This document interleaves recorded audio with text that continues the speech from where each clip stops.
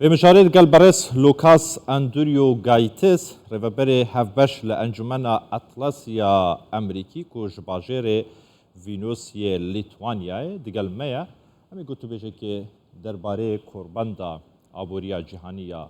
داووس سر بکن کو پشتی دم جمیره کادن و دست پی بکتون بو چهار روزانده بردامید برس لاکوس ایوار باش تو بخیراتی جبو کردستان 24 بنرین آتا داووس و بکار بیتن تیروانینا جهان لهمبر خوشکنا جیان بگوریتن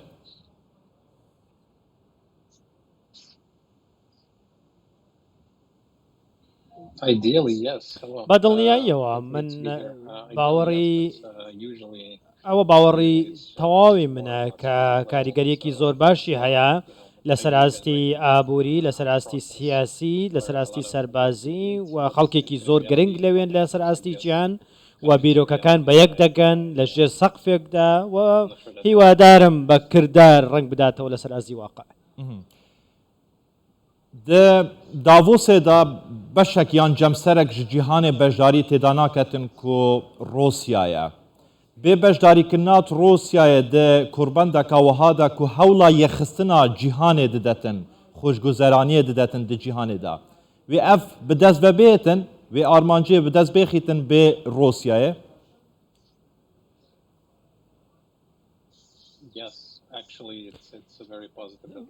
بەڵێ ئەمە ڕووداوێکی زۆر ئەرێنیە بە پێچەوانەوە کە رووسیا لەوێ نییە چونکە ئەوەی کەەوەی کات داگیرکاریە پێشێلکاریە یاسانێ و دەوڵەتیەکانە و کارێکی زۆر زۆر خراپ دەکا و هەموو دنیا ئیدانەی داگیرکاریەکانی کردووە من پێم وایە ئەمە بە پێچەوانەوە خاڵێکی زۆر زۆر ئەرێنیە کە رووسیا لەوێ نییە ئەگەر مادەم بە پێچانەیە کو رووسیا وێرێ نییە بەشێک ji şirovekarên siyasî li ser astê cîhanê jî amaje pê dikin ku tinê di nimayişeka siyasî aborî bîtin destkefteka wiha nabîtin ji bo xweşgezaraniya cîhanê bi tevayî.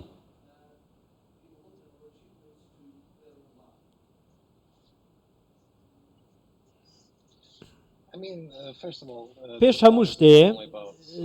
بۆز تەنها باسی شەڕی ئۆکرانیا ناکە باسی گۆڕانی کەشەوە دەکرا باسی فرەچەشنی داهات دەکا باسی بابەتی سیاسی دەکا باسی زۆر شتی دیکە دەکرێت بەڵام بەدڵنیاییەوە باس لە ئاشتی لە ئەوروپا دەکرێت باس لە شەڕی رووسیا ئۆکرانیا دەکرێت و رووسیا خۆی نەویستۆ کە بەشداری تێدا بکە و تا هیچ پێویستیەک ناکا کە رووسیا بێتە ئەوێ قسە بکە لەسەر داگیرکاریەکانی و پاسا بۆ داگیرکاریەکانی بێنێت باشە ئەگەرم بینە سەر هەرێما کوردستانی بەرز لوکاس هەر ساڵ یعنیمان چەند ساڵێن داویەدا لە کۆربەندا ئابووریە جیهانیە داووس و گەلە کۆربەندێن دن گەلە کۆنفرانسێن دن لەسەر ئاستێ جیهانێ هەرێما کوردستانی بەشێکی گرنگ لە خۆ دەگریتن دە کۆربەندادا تایبەت وێ کۆربەندا ئیساڵ و نهال داووس برێوە دەچیتن شاندا حکوومەت هەرێما کوردستانی لێ دەرێ بە سەرۆکاتیان مەسوول بارزانانی پرسیار ئەڤەیە بۆچی بۆ کۆربەندێکا وەها گرنگ لەسەر ئاستی جیهانێ هەرێما کوردستانی گرنگە بەشداریە تێدا بکەتن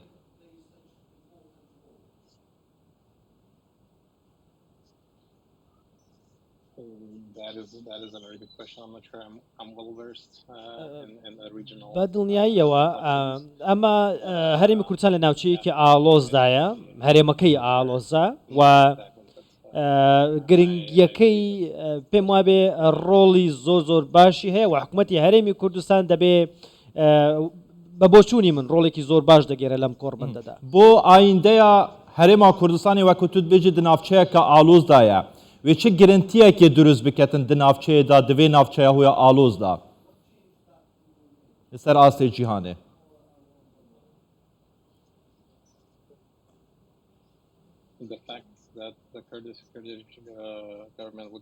حکوومەتی هەرێمی کوردستان لەم کۆربەندەدا بەشداری چەندین پانێڵ و گفتوگۆ دەکا وەکوتم لە ناوچەیەکی ئاڵۆزدایە و گرنگە تۆ دەنگت بگاتە ناوەندە نێودەوڵەتیەکان گرنگە دەنگت بگاتە سەرکردە جیهانیەکان کۆمپانیا گەورەکان و هەرچەندە من لەوانەیە زۆر زۆر ئاگاداری دۆخی ڕۆژڵاتی ناوەڕاستنەوە بەڵام بەدڵنیاییەوە زۆر زۆر گرنگە دەنگی حکوومەتی هەرێمی کوردستان لەوێ هەبێ باشە گرنگترین مجار کو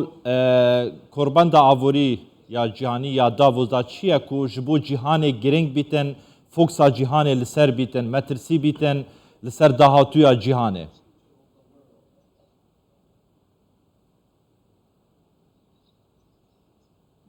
I think that is correct. I mean, پێم وابێ it's mostly, I think, what you're having in mind is globalization. گرنگە کە گۆڕانی کەش و هەوا زۆر زۆر گرنگە قسەی لەسەر دەکرێ و یەکێکە لە بابەتە زۆر گرنگەکان کە پێم وابێ زۆرترین قسەی لەسەر دەکرێ چۆن نتوانێت مرۆڤایەتی ڕوبەڕووی ئەم هەڕەشەی بێتەوە کە هەڕەشە لەسەر بوونی مرۆڤ دەکات لەسەر ئەم هەسارەیە و ئاسایشی جیهان بەگشتی پێم وابێ ئەوەی کە بەلای منەوە گرنگە بابەتی کەش و هەوای پێم وابێ زۆرترین قسەشی لەسەر باشە بەس خۆ بابەتی کەشەهەوا گرنگە بەریا چەندێکێ لە مصر لە شەرم شێخ بەزمترین کۆنفرانسا نەتەوەی یەگرتی لە شەرم شێخ بڕێوە چوو دەربارەی چارەسەرکردن و دزینەوە ڕێگە چارەیەکی بۆ کەشەهەوا لە جیهانێ لێ نەکاری بگەنە دەرئەنجامێکی باش کەواتە دێ کوربەندەکە وەکە داووسێدا وێ بکاربن چارەسەریان ji بۆ ڕۆبڕۆبۆنا تێکچوونا یان بابەتێت ئەرینی سەر کەشەهەوای ببینن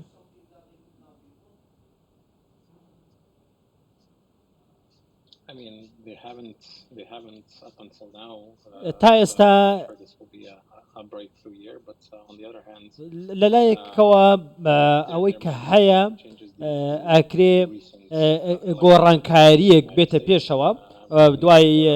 ئەو حکوومەتایی کە ئێستا لە ئەمریکا هەیە و لە زۆر بابەتە هاتوۆتەوە سەر با بڵێن ساحەی سیاسی جیهان و بە بەشداریەکی زۆر کارای هەیە تێدا زۆرترین نوێنەر لە ئەمریکاوە هاتوون و بابەتی ئابووری سیاسی و زۆر بابەت ئەمریکا گرنگی پێدەدا و ئەوروپاش بە هەماشەوە مەبەستێتی کە ئەم کۆربەندە سەر بکەوێت بەڕێز لوکاس ئەندریۆ گایتیس ڕێبەبەری هەفبەش لە ئەنجومەنە ئەتلەس لە ئەمریکا باژێرێ ڤینیوسیە لیتوانیا گەلمەوەی گەلێکی سوپاس